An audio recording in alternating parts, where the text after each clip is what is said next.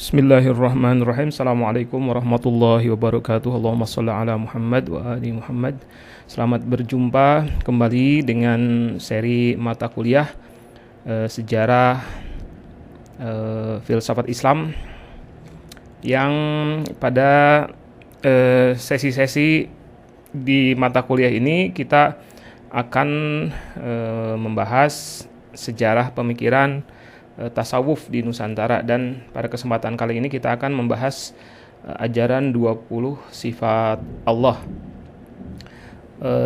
Ini kita bagi menjadi dua karena pembahasannya cukup mendalam, cukup banyak 20 sifat Allah ini, dan pada kesempatan kali ini kita akan membahas sifat-sifat Allah dengan kategori nafsiyah dan salbiyah. Sedikit saya berikan tautan dengan apa yang sudah kita bahas sebelumnya, bahwa ajaran 20 sifat Allah bersama ajaran martabat 7 adalah dua di antara sekian ajaran penting yang diusung oleh As-Sumatrani, dan martabat 7 sudah kita bahas, dan berikutnya ini adalah kita akan membahas pemikiran atau poin-poin pemikiran filosofis yang terkait dengan ajaran 20 sifat Allah. Ajaran 20 sifat Allah nanti kita ringkas dengan istilah ADSA ya. ADSA itu ajaran 20 sifat Allah. Sangat terkenal di kawasan Nusantara dan menyatu dengan berbagai ajaran tasawuf. Syamsuddin Sumatrani selain dikenal sebagai tokoh yang menyebarkan ajaran martabat 7, ia juga dikenal sebagai penyebar ADSA. Ajaran ini dikenal berasal dari Abul Hasan Asy'ari yang wafat pada tahun 935 Masehi. Abul Hasan Al-Asy'ari ini salah seorang teolog besar sekali di dunia Islam dan sering dikaitkan dengan corak khas Ahlussunnah wal Jamaah. Jadi ketika Ahlussunnah wal Jamaah sebagian mendefinisikan dirinya dengan mentautkan pemikiran teologisnya kepada ulama bernama Abul Hasan Al-Asy'ari. Berbagai catatan sejarah menunjukkan bahwa Al-Asy'ari sendiri awalnya tidak secara spesifik mengajarkan sifat Allah yang berjumlah 20. Jumlah 20 ini dikembangkan oleh pengikut Al-Asy'ari yang bernama Imam Sanusi. Wafat pada tahun 1490. Jadi sekitar 500 tahun ya setelah wafatnya Abul Hasan Al-Asy'ari. Imam Sanusi ini seorang ulama besar yang berasal dari kawasan Afrika Utara, mengembangkan ajaran Al-Asy'ari ini dalam karyanya berjudul Ummul Barahin. Jadi ini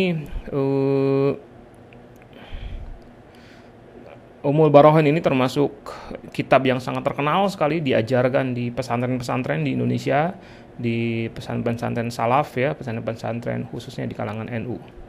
Dan di kitab Ummul Barahin inilah dijelaskan oleh Imam Sanusi hal-hal yang terkait dengan ajaran 20 sifat Allah.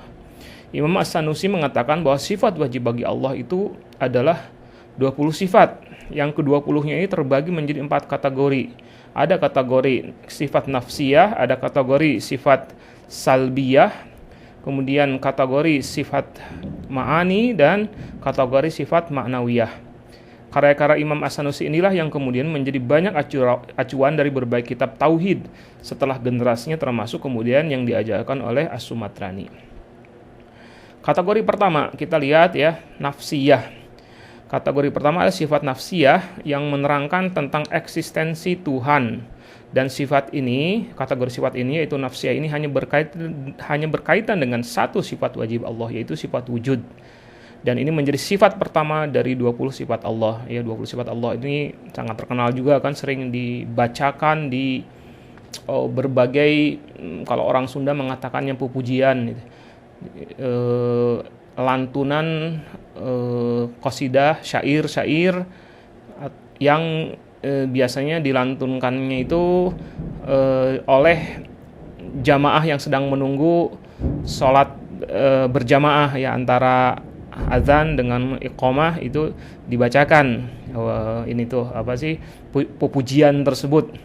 Nah ini salah satu di antara yang cukup terkenal pujiannya itu adalah 20 sifat Allah tersebut. Di dalam adsa, wujud Allah tidak dapat ditangkap oleh indera, dan bagaimana wujud darinya itu tidak bisa dideskripsikan sebagaimana kalau kita mendeskripsikan makhluk ciptaannya. Dalam konteks martabat 7 dan juga konsep tajaliyah, sifat Allah ini merujuk kepada martabat ahadiyah. Kita sudah pernah belajar tentang martabat 7, dan itu tajaliyah pertama Tuhan dari wujud yang mutlak itu adalah martabat ahadiyah, di mana zat Allah pada dasarnya tidak bisa disifati dengan cara apapun. Disebut sebagai la ta'ayyun, jadi tidak bisa dipersepsi gitu. Allah itu laisa kamitslihi syai', tidak ada sesuatu pun yang bisa diserupakan dengan Allah. Kategori kedua adalah sifat salbiyah atau negatif. Ada beberapa pendapat tentang makna sifat salbiyah. Kalau kita merujuk kepada Ibnu Arabi, maka sifat salbiyah ini masih dalam tataran sifat ahadiyah, di mana Tuhan masih belum bisa disifati. Pada tataran ini, apapun yang dibayangkan tentang Allah, dengan cara memberikan kepada Allah itu sifat-sifat apapun yang bisa dibayangkan oleh manusia, maka apapun bayangan tersebut harus dinegasikan. Tuhan tidak seperti apapun. Ibnu Arabi menyebutnya sebagai bentuk tanzih atau penyucian atas zat Allah. Dalam konteks ajaran 20 sifat Allah, sifat salbiyah lebih bermakna menghapus atau menegasikan segala sifat yang tidak layak bagi Allah. Salbiyah bermakna melepas, dalam arti menanggalkan segala yang tidak patut bagi zat Allah, baik berupa sifat atau anggapan yang tidak sesuai dengan zat Allah. Jadi sifat salbiyah dalam konteks ajaran 20 sifat Allah ini tidak menegasikan segala anggapan tentang Allah, melainkan anggapan-anggapan yang tidak patut saja. Jadi bedanya dengan martabat nafsiyah yang tadi itu adalah bahwa kalau dalam sifat salbiyah adalah yang dinegasikan adalah anggapan-anggapan yang tidak layak, yang tidak patut. Sementara kalau tadi di nafsiyah, segala macam anggapan itu harus dihapuskan, karena Allah itu hanya satu-satunya wujud yang nggak bisa dipersepsi, tidak bisa dibayangkan sama sekali. Nah ini sifat salbiyah ini ada 5, yaitu merujuk kepada, sekali lagi merujuk kepada anggapan yang tidak patut bagi Allah. 5 hal ini adalah 5 hal yang merupakan penegasian terhadap anggapan yang sering muncul dalam benak manusia ketika mensifati wujud Allah, dan penegasian ini kemudian mewujud dalam bentuk 5 sifat ini, yaitu qidam, baqa, mukhalafatul hawadits, qiyamuhu binafsih, dan wahdaniyah. Qidam bermakna terdahulu. Sifat ini berarti Allah sebagai pencipta yang tidak diciptakan oleh sesuatu. Ini qidam atau qadim misalnya kan ya. Itu adalah landasan pertama yang sangat penting untuk bisa dipahami oleh para penstudi ajaran-ajaran 20 sifat Allah ini. Karena ini akan mewarnai segala macam sifat-sifat yang lainnya. Akan menjadi fondasi yang menjadi dasar bahwa Allah itu terdahulu adalah wujud yang pertama kali yang ada gitu, dan tidak didahului oleh apapun. Qidam juga bermakna bahwa tak pernah ada satu masa ketika Allah pernah tidak ada. Anggapan bahwa Allah bermula dengan diciptakan akan menciptakan tasalsul atau infinitive regress, atau rangkaian sebab akibat yang tidak berujung, dan akal kita menolak proses tasalsul mutlak. Maka dengan demikian pemahaman sifat salbiyah qidam ini pada dasarnya adalah konsep yang sangat rasional. Sebaliknya penolakan terhadap sifat ini, yaitu dengan mengasumsikan bahwa Allah itu didahului oleh sesuatu, adalah konsep yang tidak rasional. Qidam dan azali ini adalah 2 istilah yang sering kali muncul di dalam studi tentang sifat-sifat Allah. Kedua sifat ini sebenarnya memiliki makna yang mirip, sama-sama terkait dengan sesuatu yang tidak bermula. Tapi bedanya, kalau azali sifatnya lebih umum, yaitu segala apapun yang tidak memiliki permulaan. Jadi terkait dengan sifat Allah, Allah juga punya sifat azali, tapi pengertian Allah azali itu adalah dia apapun juga yang tidak memiliki permulaan. Allah sebagai zat yang tidak memiliki permulaan. Akan tetapi azali itu mendahului segala yang wujud maupun yang tiada. Sedangkan kidam bermakna mendahului segala yang wujud saja.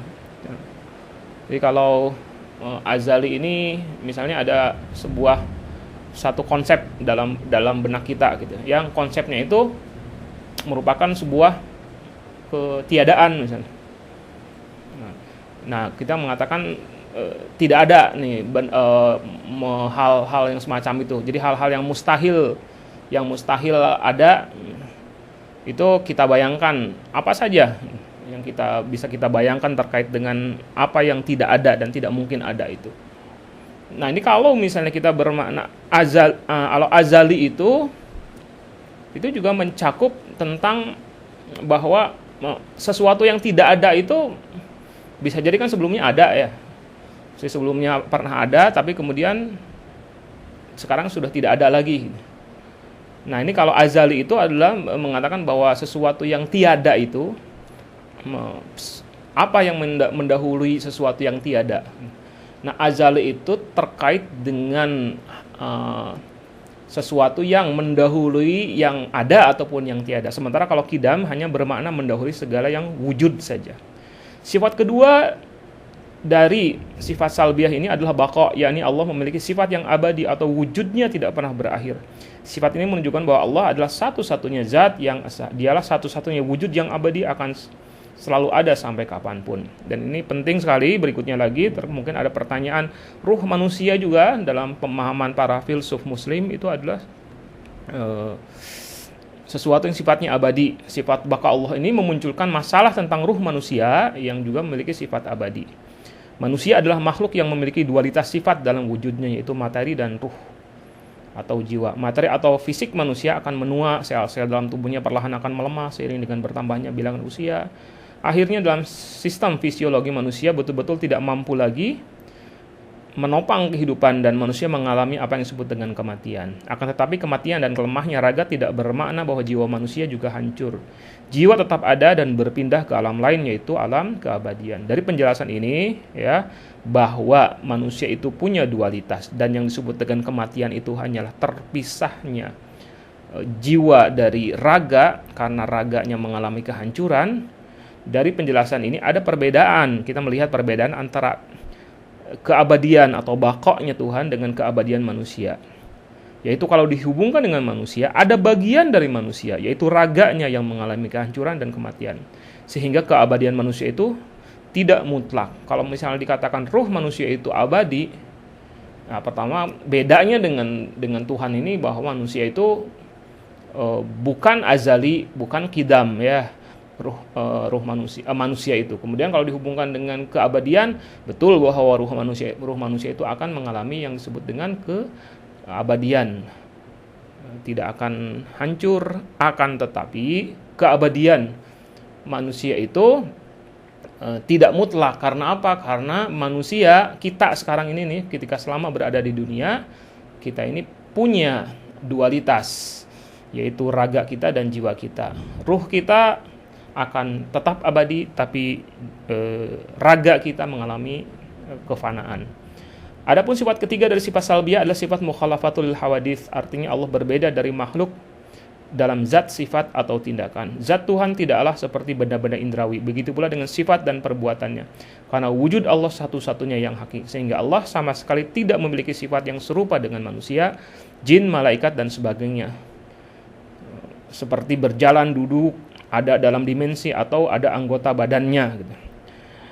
Nah, sifat mukhalafatul hawadits ini memunculkan polemik dari sisi bahwa ada sejumlah ayat Al-Quran dan juga hadis yang mengabarkan tentang pekerjaan Allah seperti manusia. Misalnya Allah itu duduk di atas arasy, ya, istawa alal arsy di surat Thaha ayat 15, memiliki wajah, memiliki tangan, ya, yadullah fawqa aydihim gitu kan ya, dan sebagainya.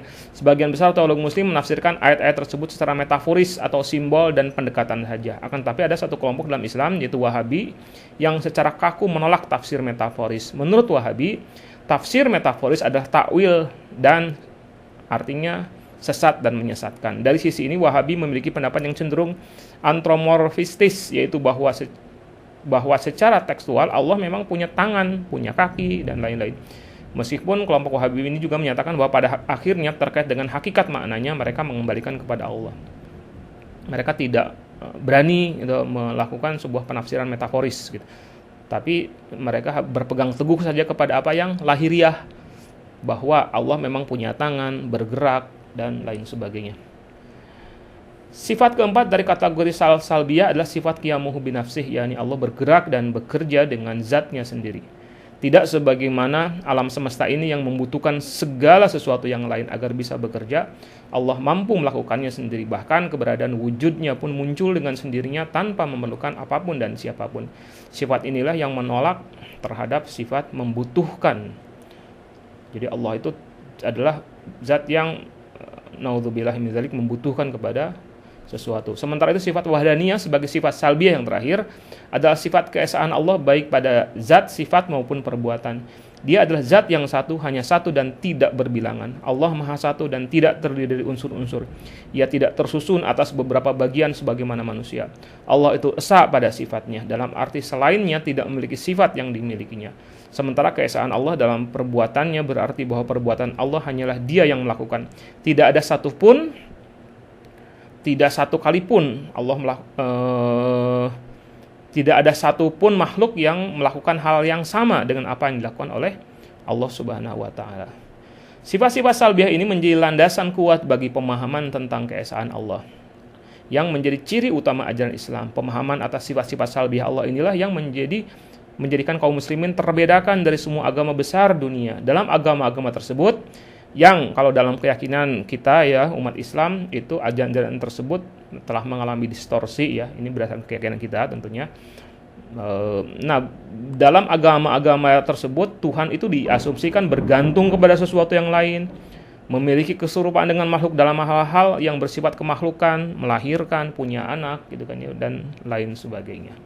Nah, sifat-sifat salbiyah ini menjadi landasan dari kalimat tauhid la ilaha illallah. Tidak ada ilah, tidak ada zat Tuhan gitu kan. Yang artinya adalah Tuhan ini tidak memiliki sifat-sifat seperti begitu. Karena sifat-sifat yang semacam itu adalah sifat-sifat yang dinegasikan itu adalah sifat-sifat yang memang tidak mungkin pada Allah, itu hanya adanya pada makhluk. Itu saya yang bisa saya sampaikan. Assalamualaikum warahmatullahi wabarakatuh.